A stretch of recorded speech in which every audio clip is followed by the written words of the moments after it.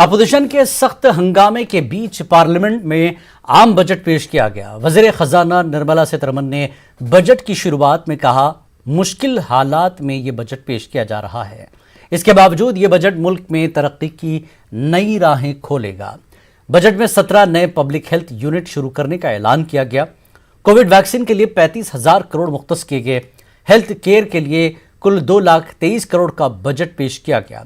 वहीं किसानों के लिए वज़ीर खजाना ने बड़ा ऐलान करते हुए कहा कि MSP सिस्टम में बदलाव की कोशिश की गई है और मरकजी हुकूमत किसानों की आमदनी को दोगुनी करने का हदफ रखती है। वहीं फ़ज़ाई आलूदगी, ट्रांसपोर्टेशन, हाईवे, सड़क की तामीर और दीगर में कई ऐलानात सामने आए, लेकिन टैक्स स्लैब में कोई बदलाव नहीं किया गया। साथ ही बजट में अक़लियतों को नज़रअंदाज किया गया। वज़ारत अक़लियती उमूर के बजट में 219 करोड़ रुपए की कमी की गई। अक़लियती उमूर के लिए 4,810 करोड़ रुपए मुख्तस किए गए। और वहीं वज़ीर खजाना निर्मला सीतारमण ने किसानों के लिए अहम ऐलान करते हुए कहा कि किसानों की आमदनी जल्द दुगनी होगी। Speaker sir, under this pillar, I will cover agriculture and allied sectors, farmers' welfare and rural India, migrant workers and labour, and financial inclusion. Agriculture. Our government is committed to the welfare of farmers. The MSP regime has undergone a sea change to assure price that is at least 1.5 times the cost of production across all commodities.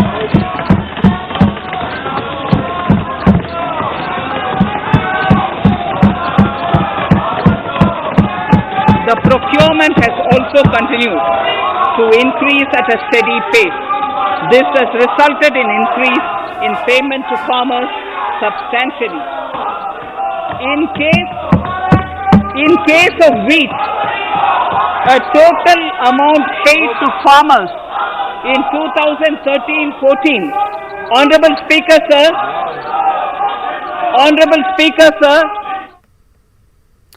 और ये मरकज की जानिब से पेश करदा budget पर बातचीत के लिए हमारे साथ TRS लीडर कृषांक मौजूद हैं।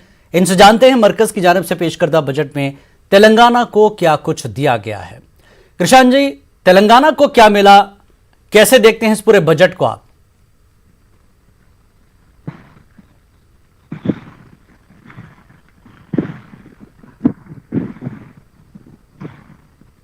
हेलो कृषांक जी, मेरी आवाज आपको मिल रही है?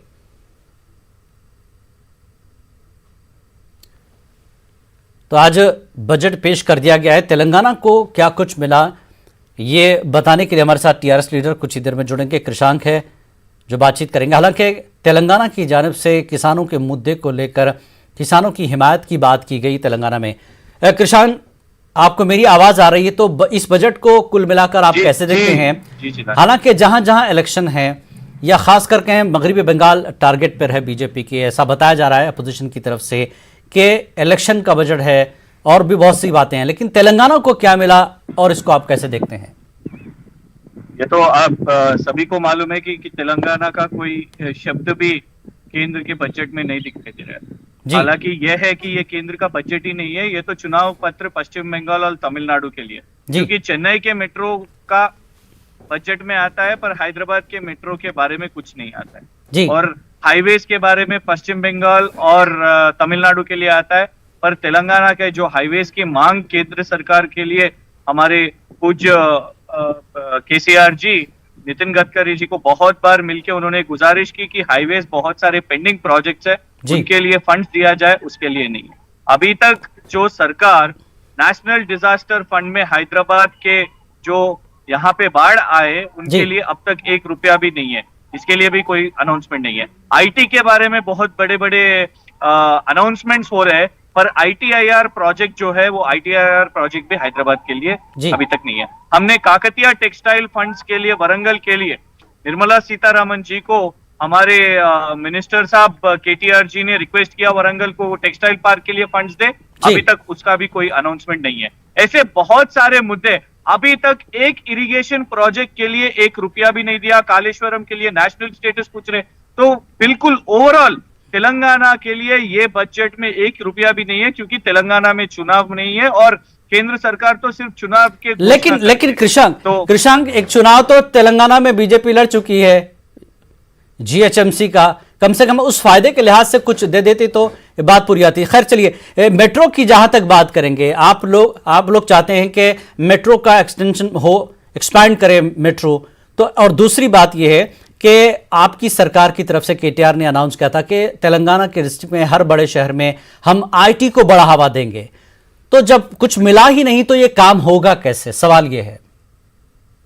अब देखिए, हमने तो अभी तक जिस तरह से राष्ट्र सरकार ने, केसीआर जी ने हर बार जो कम फंड्स हमारे पास है उन सबको भी हम लोग यूनाइट करते हुए, रिसोर्सेस को गैदर करते हुए आगे बढ़ रहे हैं। उसी तरह से कालेश्वरम बन चुका है, पालमूर रंगारेड्डी प्रोजेक्ट बन रहा है।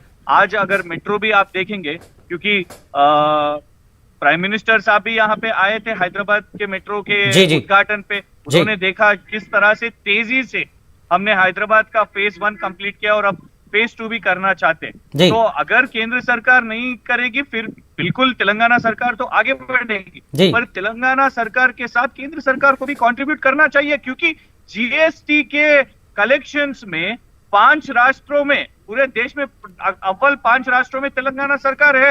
ये तो परसों इकोनॉमिक सर्वे में भी बताया कि कोविड और इकोनॉमी को तेजी से रिकवरी किया है तेलंगाना सरकार।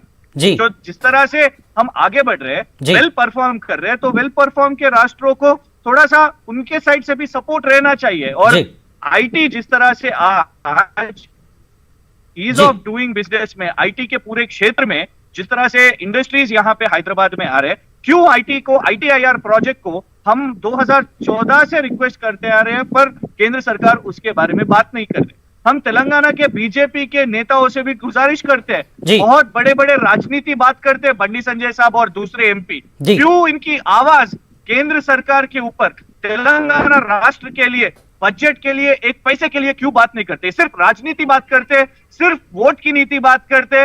यहाँ पे बहुत कृषांक एक चीज, जीएसटी के बकाये के लिए अक्सर केटीआर बोलते रहे हैं, आपकी सरकार की तरफ से आवाज उठती रही है, जीएसटी का बकाया भी आपको नहीं मिला, यानी रियासत को, स्टेट को जीएसटी का बकाया भी नहीं मिला।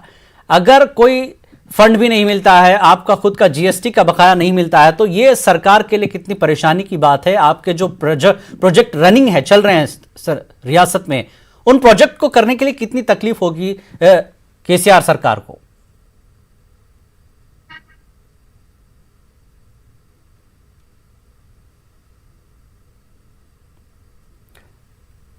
हमारी आवाज कृषांक को नहीं पहुंच रही, वो बाहर हैं, लेकिन फिर भी वो किसी तरह हमसे जुड़ गए। बहरहाल उनका ये कहना है कि तेलंगाना के लिए एक लफ्ज भी नहीं कहा गया है आज के इस बजट में, जबकि तेलंगाना को बहुत कुछ मिलना चाहिए था, और लगातार तेलंगाना सरकार ये मांग कर रही है कि वो रियासत की मदद करें उन प्रोजेक्ट में, उन कामों में जो लेकर वो चल रही है। आगे बढ़ेंगे। मरकज की बीजेपी हुकूमत ने बजट में तेलंगाना के लिए कोई खास ऐलान नहीं किया है, सिर्फ इंतखाबी रियासतों को नजर में रखते हुए बजट तरतीब दिया गया है। कांग्रेस पार्टी के लीडर उत्तम कुमार रेड्डी ने मरकज के बजट को मायूस कुन करार दिया। ఒక 4-5 రాష్ట్రాల్లో జరుగుతున్న ఎన్నికల బడ్జెట్లా ఉంది తప్పితే కేంద్ర ప్రభుత్వం మొత్తం 29 రాష్ట్రాలకు న్యాయం చేసినట్టు లేదు. ప్రత్యేకంగా తెలంగాణ రాష్ట్రానికి వచ్చింది శూన్యం. తమిళనాడు, కేరళ, వెస్ట్ బెంగాల్, అస్సాం, పాండిచ్చేరి రాష్ట్రాల్లో 2-3 నెలల్లో జరుగుతున్న ఎన్నికల సందర్భంగా 3 లక్షల కోట్ల రూపాయలు ఈ దేశ ప్రజలందరికీ రావాల్సిన సొమ్ముని 3 లక్షల కోట్ల రూపాయలు ఈ 5 రాష్ట్రాలకే స్పెషల్ ప్రాజెక్ట్స్ లో పెట్టడం, ఇది బీజేపీ పార్టీ, బీజేపీ ప్రభుత్వం దుర్మార్గపు ఆలోచన. ఈ బడ్జెట్ మీద హైలైట్ ఇది ఒక్కటే అని చెప్పి నేను మనం చేస్తున్నాను. అదేవిధంగా తెలంగాణ రాష్ట్రానికి వచ్చింది 0. ఏపీ రీఆర్గనైజేషన్ యాక్ట్ లో ఇచ్చిన హామీలు గాని ఇతర విషయాలు గాని తెలంగాణ రాష్ట్రం నుంచి అనేక ప్రతిపాదనలు ఏ ఒక్కటి కూడా ఈ కేంద్ర బడ్జెట్ లో కనీసం प्रतिपादिंचलेदु, माटलाडलेदु, मेंशन కూడా చేయలేదు। और रियासती हुकूमत के अहकामात के मुताबिक रियासत भर में आज से तालीमी सरगर्मियां शुरू हो गई हैं। कोविड के उसूल और ज़वाबित पर अमल करते हुए तालीमी सरगर्मियों का आगाज हुआ। हर क्लासरूम में सिर्फ 20 बच्चों को बैठने की गुंजाइश फराहम की गई है। स्कूल और क्लासरूम में सोशल डिस्टेंसिंग को मलहूज रखते हुए बच्चों को तालीम दी जा रही है। हर तालिब इल्म को मास्क लाजमी है। बगैर मास्क के क्लासरूम में दाखिले की इजाज़त नहीं है। स्कूल में दाखिले से कबल तलबा और टीचर्स को सैनिटाइज़र का इस्तेमाल लाजमी है। इसके अलावा टेम्परेचर की चेकिंग के बाद ही क्लासरूम में दाखिले की इजाज़त दी जा रही है। रियासती हुकूमत ने 9वीं जमात से लेकर डिग्री PG तक की तालीम को शुरू करने की इजाज़त दे दी है। It's really a difficult situation because in this pandemic, after few many months and days, schools are reopened. It's really a challenging situation for us because Corona is there, so we don't know when and whenever it come, we don't know because it is a symptom. It have 3 symptoms that are cold and cough, but we don't know. It's sometimes it's coming without any symptoms. So in this situation, schools are reopened. It's really critical situation, but this government made easily to us because by surroundings are really clean for us. We are feeling protected here because everywhere sanitizers are provided, and in the class only 10 to 12 members are seated, and per bench 1 member only seated. So we are feeling too hygiene, comfort, and after a long time we arrived at the school, so we are feeling great. And online classes makes us too critical situation, but physical and online classes are so many difference. मैं आज school पहली बार आया, मुझे school में बहुत अच्छा लगा। हमारे स्कूल में सैनिटाइज़र, सोशल डिस्टेंस, हम सोशल डिस्टेंस भी कर रहे। हम डरते नहीं, हम स्कूल आके पढ़ना चाहते हैं। हमारी माँ हमें बिना डर के स्कूल भिजाई। मैं बहुत खुश हूँ स्कूल आके। हमारे फर्स्ट क्लास में मैथ्स सर ने बहुत अच्छे से बताया। हमें ऑनलाइन क्लास में कुछ भी नहीं समझाया सर, वो बोलते ये बोलते, अब कोई डाउट्स पूछने का भी कोई चांस नहीं, तो ऑनलाइन क्लास में वैसे ही सुनते गए। बट कोई डाउट्स नहीं, बहुत डाउट्स मन में रहते हैं, बट आज मैं स्कूल का आके बहुत खुश हूँ। यहाँ हम सोशल डिस्टेंस मेंटेन कर रहे और हमें सैनिटाइज़र भी है हमारे स्कूल में। मुझे यह कहते हुए बड़ी खुशी हो रही है कि सरकार ने काफ़ी अच्छा निर्णय लिया है। करीब 10 महीनों के बाद में आज पाठशाला पुनः प्रारंभ हो चुके हैं, क्योंकि ऑनलाइन क्लासेस इन महीनों में चले, लेकिन कुछ हद तक छात्रों के जो प्रश्न थे, जो उनके डाउट थे, वो क्लैरिफाई नहीं कर पाए। जैसे प्रैक्टिकल क्लासेस में होते हैं, छात्र और बच्चों का इंटरेक्शन काफ़ी अच्छी तरह से होता है और उनके जो भी डाउट्स होते हैं छात्र अपने टीचरों से पूछकर जब का जब क्लैरिफाई कर सकते हैं। ऑनलाइन क्लासेस में सारे छात्रों पे ध्यान नहीं दे पाते हैं, लेकिन वही फिजिकल क्लासेस जहाँ होते हैं वहाँ पर अध्यापिका सारे छात्रों की ओर ध्यान दे सकते हैं और वैसे पढ़ाई भी काफ़ी अच्छी होती है।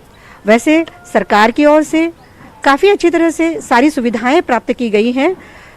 सैनिटाइज़र दिया गया है और टीचरों के लिए मास्क दिए गए हैं, और वैसे जो ब्रोचर्स होते हैं वो भी हमने किया है। सारे स्कूल को सैनिटाइजेशन किया गया है और बच्चों के लिए जो डायरेक्शन दिए गए हैं कि एक बेंच पे बैठकर एक बेंच को खाली रख के दूसरी बेंच पे बैठा जाए। तो इस तरह की यानी कि कोविड-19 के जो भी गाइडलाइंस हैं वो सारे के सारे यहाँ पर हर स्कूल में अमल में ले जा रहे हैं। और ट्रैफिक उसूल और ज़वाबित की खिलाफ वर्जियों की वजह से ही सड़क हादसात में इजाफा हो रहा है। रियासती वज़ीर दाखिला मोहम्मद महमूद अली ने ट्रैफिक उसूल और ज़वाबित पर अमल आवरी की आवाम से अपील की। हैदराबाद के इलाके सरूर नगर इंडोर स्टेडियम में रच्चाकुंडा पुलिस कमिश्नर की क़यादत में ट्रैफिक शऊर बेदारी प्रोग्राम मुनक़्क़िद हुआ, जिसमें वज़ीर दाखिला मोहम्मद महमूद अली के अलावा वज़ीर transport P Ajay, DGP Mahendra Reddy और रच्चाकुंडा पुलिस कमिश्नर महेश भागवत ने शिरकत की। इस दौरान रच्चाकुंडा पुलिस की जानिब से ऑटो, ट्रक, बस ड्राइवर्स और तलबा में ट्रैफिक उसूल और ज़वाबित की मालूमात फराहम की गई। बहुत सी हमारी गलतियों की वजह से एक्सीडेंट होते, क्योंकि R&D और GHMC की जानिब से उन्होंने बहुत अच्छी बनाई गई है। और जिस तरह हमारे DGP साहब ने कहा, आज नई नई गाड़ियां आ चुकी है। साबिक़ा में लाइन मास्टर, अम्बासीडर या फिएट गाड़ी थी जिसकी स्पीड की एक लिमिट थी। आज स्पीड बहुत तेजी से, खासतौर से हमारे लारी ड्राइवर्स भाई और बस ड्राइवर भाई भी यहाँ पर मौजूद है, हमें बहुत देखकर जो स्पीड लिमिट बताई गई उसी स्पीड लिमिट में चलाना चाहिए। आपके हाथ में आपकी भी जान रहती है, आपके साथ जितने बस में लोग हैं या दूसरी गाड़ी में जितने लोग सफर कर रहे हैं उन सब की जान भी आपके हाथ में थी। आपका फर्ज बनता है कि जितना हो सके हम एहतियात करें, स्पीड कम से कम चलाएं और उन लोगों की जो आपकी सवारी में आपके साथ रहते हैं उनकी हिफाजत की जिम्मेदारी आपकी होती है, उनकी जान बचाने की जिम्मेदारी आपकी होती है। बहुत से हमारे ड्राइवर भाई स्पीड बहुत ज्यादा चलाते हैं। लोग आजकल, मैं अभी डीजीपी साहब से कहा, एक जमाना पहले हमें महबूबनगर जाने के लिए 2 से 2.5 घंटे लगा करते थे, आज लोग 1.25 घंटे और 1.5 घंटे में जाते हैं। आप बताइए 100 किलोमीटर इतना फासला, इतना फास्ट ड्राइविंग करते हैं, उसके लिए हुकूमत बहुत से पाबंदियां लगाई। हमारा पुलिस डिपार्टमेंट, बहुत से कैमरे लगाए गए, जो ओवर स्पीड चलाते हैं उन्हें चालान किया जाता है। बहुत से लोग मेरे पास भी आते हैं, साहब हमारी स्पीड नहीं थी, चालान होगा। ऐसा नहीं होता है, वो ऑटोमेटिक सिस्टम है। जितनी टेक्नोलॉजी हमारी पुलिस डिपार्टमेंट यूज कर रही है, शायद हिंदुस्तान में कोई पुलिस डिपार्टमेंट इतना यूज नहीं करे। मैं मेरी जानिब से हमारे पुलिस अहदेदारों को मुबारकबाद देता हूं, हमारे डीजीपी साहब को, कमिश्नर साहब को। राचाकुंडा एक बहुत बड़ा एरिया है, मैं समझता हूं हिंदुस्तान में इतना बड़ा एरिया कहीं पर भी नहीं है जो राचाकुंडा की जिम्मेदारी हमारे महेश भगवत साहब को दी गई है, वो बहुत अच्छी तरीके से निभा रहे हैं। आज इतने लोगों को जमा करना भी आसान बात नहीं। वरंगल में टीआरएस रुकन असेंबली के मकान पर बीजेपी कारकुनों की जानिब से किए गए हमले की केटीआर ने शदीद मजम्मत की। केटीआर ने कहा कि जमहूरियत में इस तरह के हमलों की कोई गुंजाइश नहीं है। केटीआर ने मजीद कहा कि बीजेपी रियासत की पुरअमन फजा को खराब करने की कोशिश कर रही है, जिसे बर्दाश्त नहीं किया जाएगा। पार्टी के हर कारकुन की हिफाजत की जिम्मेदारी हमारी है। केटीआर ने समाज में नफरत के बीज बोने की कोशिश करने वाले बीजेपी को सबक सिखाने की आवाम से अपील की। वज़ीर के टीआरएस रुकन असेंबली सी धर्मा रेड्डी ने राम मंदिर की तामीर के लिए वसूल किए जा रहे चंदे का हिसाब पूछा था, जिसके बाद बीजेपी कारकुनों ने रुकन असेंबली के मकान पर हमला किया।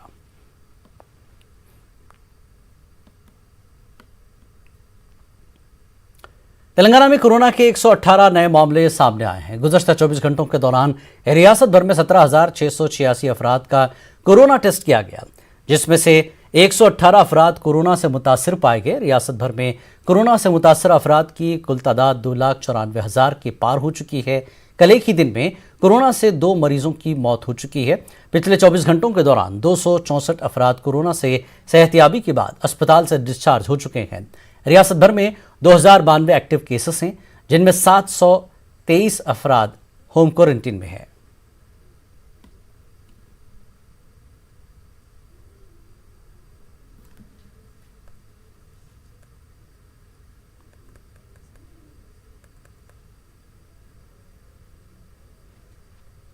वक्त एक ब्रेक के बाद फिर लौटते हैं।